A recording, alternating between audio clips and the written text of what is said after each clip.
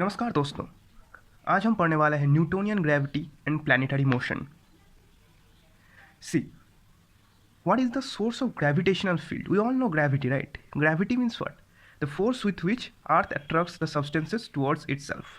But what is the source of this gravitational field? What is the source of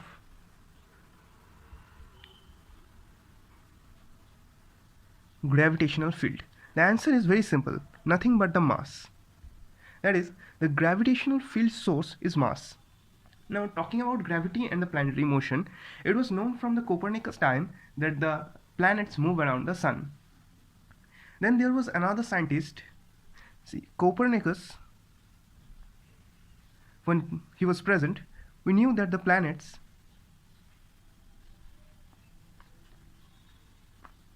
move around sun. Okay. Now there was another scientist named Tycho Brahe. He did many experiments, and on the basis of his observations, another scientist named Kepler gave 3 laws of planetary motions. These laws were famous as Kepler's law. What are the 3 laws? First law. The first law given by the Kepler is that all planets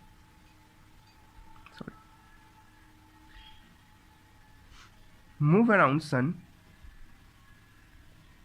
in an elliptical path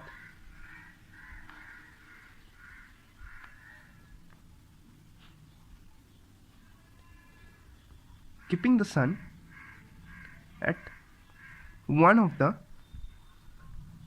foci. That is, when something moves in circular path, okay, then there only means the center remains the same, but when some moves in elliptical orbit, that is like this, suppose here is the sun, this is sun, and this is what is elliptical orbit. So when and the planets move around the sun in this elliptical path, and the sun is at one of the foci, this is called foci but not the center. That is, when it is here it is far away, but when the planet is here the distance is much lesser than the distance from here. So what I mean to say is that the planets move around the sun in a path, but that is an elliptical path but not in a circular orbit. So for that reason the sun is in the foci but not in the center. Coming to the second law. Second law states that the line joining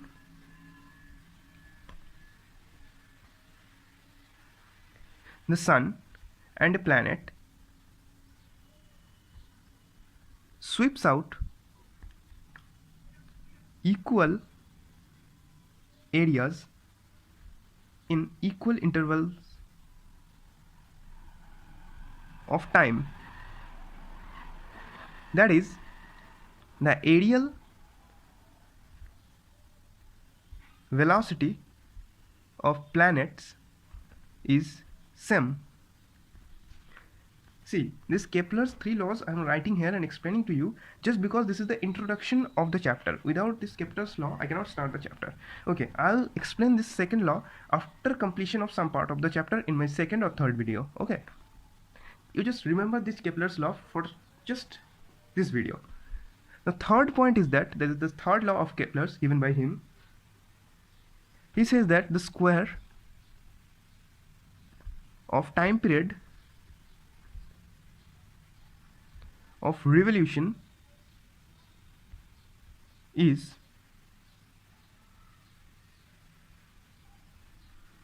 directly proportional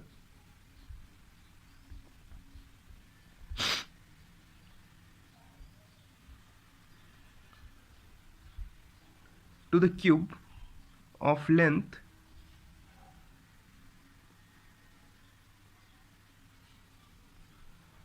of the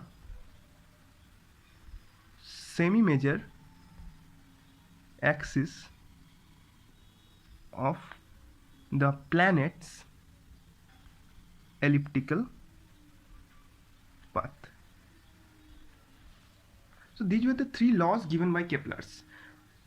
You for just this video, remember these 3 laws. I'll discuss about the second law and third law in my third video. For just this video, you just memorize the second and third law of Kepler. I'll discuss this second and third law in my third video. Okay. We have just discussed about Kepler's law. Okay. But I have not explained the second and third law of Kepler, and I will explain it to you in my third video.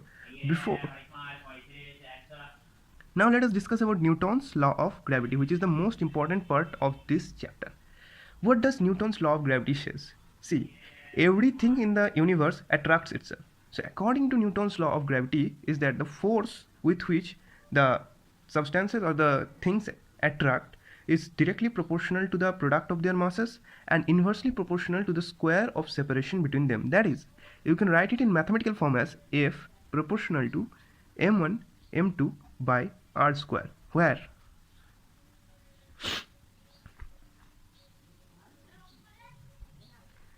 m1 equal to mass of first thing or planet also you can say, and m2 equal to mass of second substance, and r equal to separation between two masses. So from this law, this is the law given by Newton. From this law we can say that F is proportional to the product of their masses and F is inversely proportional to the square of separation between them. Since it is proportional to, so when we are writing is as F m1 m2 by r square, we are taking a constant, that is g. What is this g? This g is universal gravitational constant. Universal gravitational constant. One thing you have to remember about this gravitational force is that gravitational force is always attractive force and never repulsive force. That is, we know that magnetic force is also one attractive force, but when the like poles come together of magnet, then it repulses. So there in the magnetic force there exists one repulsion force, but in gravitational force it is primarily it's like it is gravitational force, it is always attractive force and never it is repulsive force. Okay. So G, if suppose m1 equal to m2 equal to 1 and r equal to 1, then we can say F equal to G. So G equal to gravitational force of attraction between two bodies of unit masses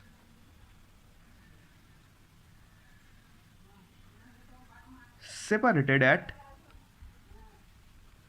unit mass. Now we have to take out the unit of G, that is, how can we write G? Suppose like we write a mass equal to kg, then distance equal to kilometer. So what is G? See, F equal to m1 m2 by r square into G. If we write it as G equal to f r square by m1 m2, we'll make no mistake. Okay. Calculating the dimension of G, we get, suppose the dimension of force is ml t to the power minus 2 and dimension of distance is, that is r equal to dimension of L, and m1 equal to, this is the dimension of mass, so r is L square, and since there are two m1 and m2, so we have written m and m.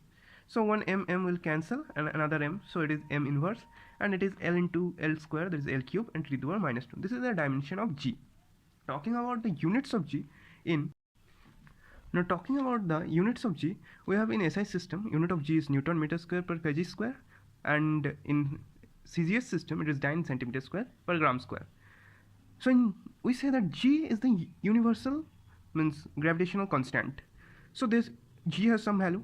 In SI system, the value of G is 6.67 into 10 to the power minus 11 Newton meter square per kg square, and in SI system, in Cbse system it is 6.67 into 10 to the power minus 8 Dyne centimeter square per gram square.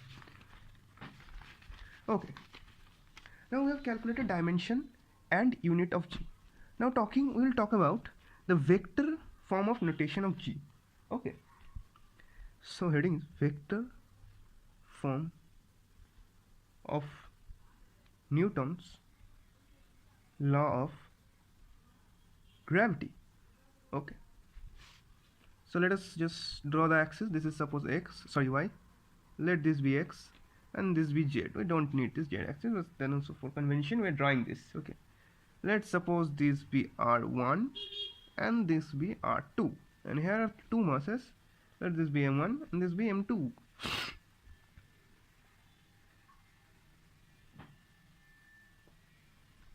And here is, let the position be a and this position b and this be o. So this is from this is from this. So from here to here it is r12, sorry, not like that, it is like r12, and from b to a it is r21. Okay, we can write this. Now from vector we know a triangle OAB, this triangle OAB. Okay,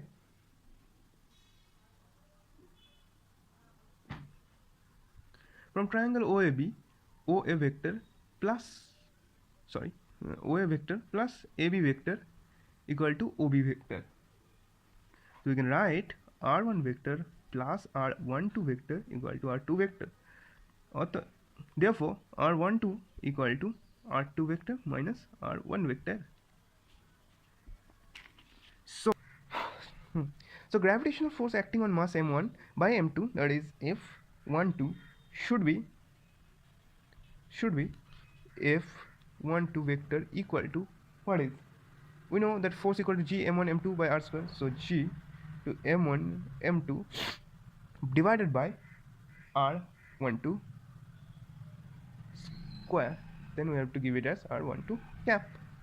That is what we have done this. We know that F equal to G m1 m2 by r square. This is, previously we know, then we are writing it as vector form.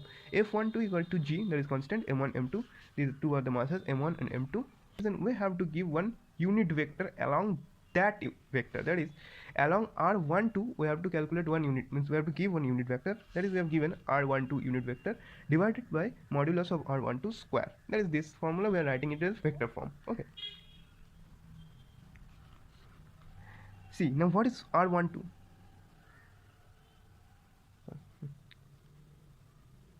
So we can write very well that F12 equal to G m1 m2 by r12 square into r vector 12 divided by r vector modulus of this. We can write it because we know n cap equal to n vector by modulus of n. We know this from vector, right? We know this from vector. Okay, so we can finally write it as Gm1 m2 r12 vector divided by r12 modulus cube. Okay, now again, oh sorry, what we was writing is that here we can write G m1 m2 r12 vector divided by modulus of r2 vector minus r1 vector whole cube. From where do I get this r2 minus r1? From here, see r12 equal to r2 minus r1. Okay, now again from triangle OAB, that is from this triangle, see we have taken OA plus AB equal to OB, that is OA, that is R1 plus R12 equal to R2. Now taking this side, R2 plus R21 equal to R1, we can say it because we have learned from vector. So again from triangle OAB, R2, that is, sorry, not R2 but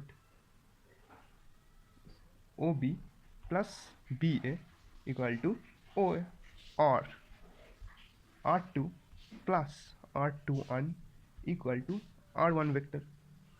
So finally we can write R21 equal to R1 vector minus R2 vector. F21 equal to, that is the force applied, we know G m1 m2 by, instead of R21 we are writing it as modulus square and another unit vector towards R21. Now we can write it unit vector as G m1 m2 by R12 cube into R2, sorry, this is, sorry. So we can write r21 equal to g m1 m2 by r21 cube into r21 vector. How we can write such that there was unit vector, so we can write r21 unit vector equal to r21 vector by modulus of r21. Okay, this is what we can write. Now this, instead of this r21 cube, we can write modulus of r1 minus modulus of r2 cube into r21 vector. Okay, so basically what it comes is that we can definitely say that f12 vector equal to minus of f21 vector. So we can say that, so the gravitational field, the gravitational force between two bodies is equal and opposite in direction. We can obviously say that. Now why f12 equal to negative of f21? You see now here. See, f21 equal to g m1 m2 by r1 minus r2 this cube in the modulo obviously. So we can also say that as f12 equal to f21. We can definitely say this.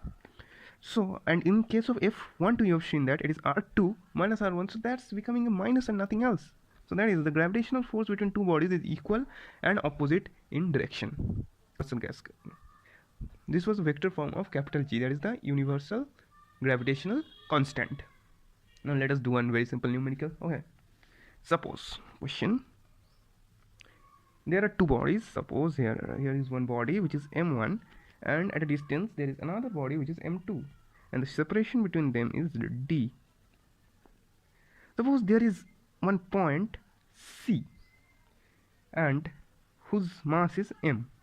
So this experience one, okay, C. Suppose this point named B A, this point named B. Now the question is, find out the position at which a body of mass m be placed so that it experiences no gravitational force. So let us solve this. Let's say that there are two bodies which is at a separation of d, and the mass of the first body is m1, mass of second body is m2, and another point of mass m is placed, should be placed at some position between these two bodies, that the gravitational force experienced by this body is 0, or like it experiences no gravitational force. So for experiences no gravitational, see, it experiences one force this side and another force this side. If we call this as f2 and if we call this f1, so we can say if the body of mass m should be placed at, let the body m be placed at C position. Okay, C position. So in C, f1 equal to f2. If f1 equal to f2 in this position, then only the gravitational force experienced by this mass m will be 0. Yes or no? Okay.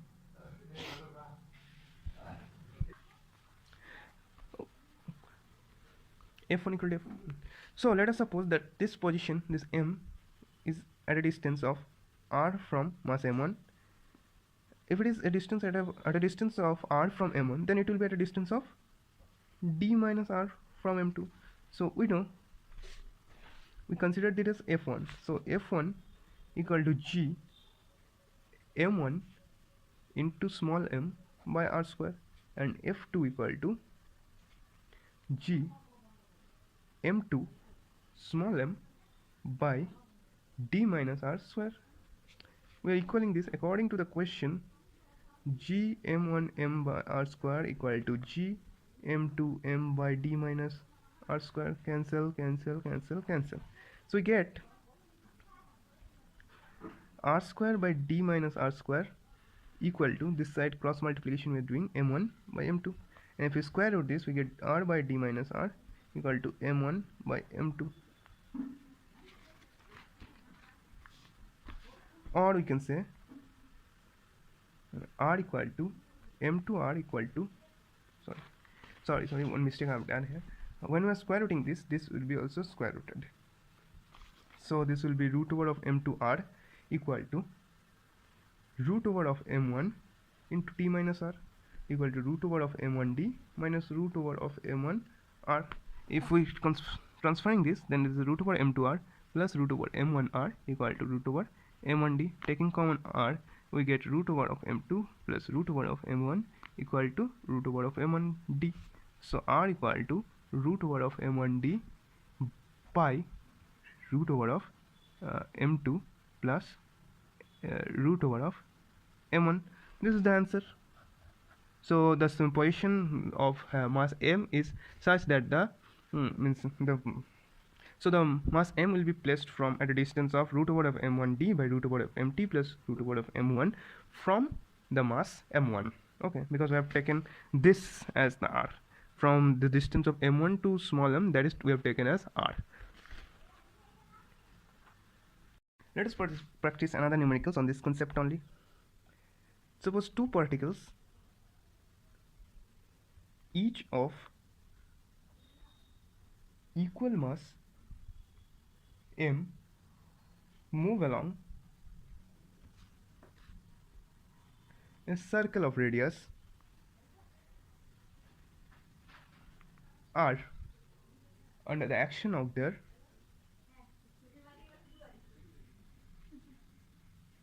mutual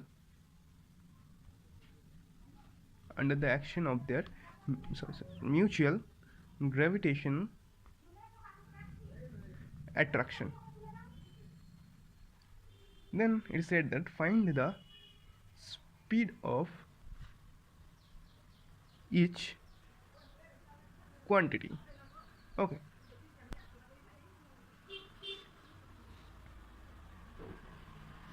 so it is said that there are two masses, identical masses, obviously mass m, move along a circle of radius r. So let us suppose this is a circle of radius r. Okay, and there are two masses, this is m and this is also m, and they move. Okay, suppose they move like this and they move also like this. Okay, and they have a velocity of v.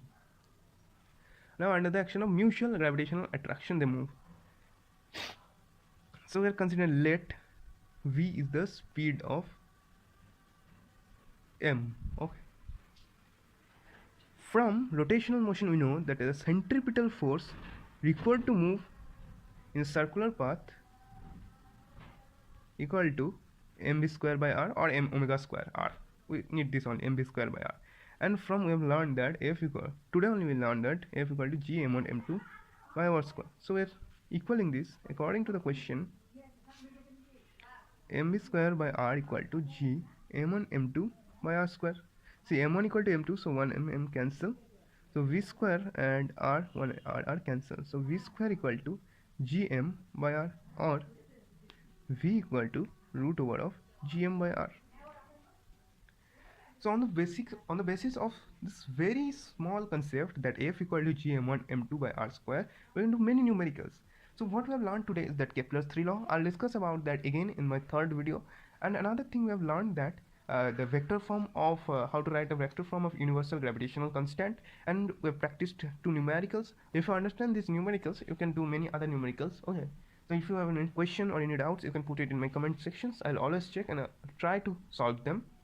Okay, and still more of the chapters are left, and a big part of this chapter is left. I think it will take 10 parts to cover this chapter. I'll upload it daily, 10 parts. Today if I am uploading this video, next you will find another video continuing from this. So because the concept is over, now we'll be going through gravitational potential energy, gravitational potential, gravitational field intensity, and so on. So thank you. Practice the numericals. If you have any question, you can put it in my comment section. Okay, goodbye.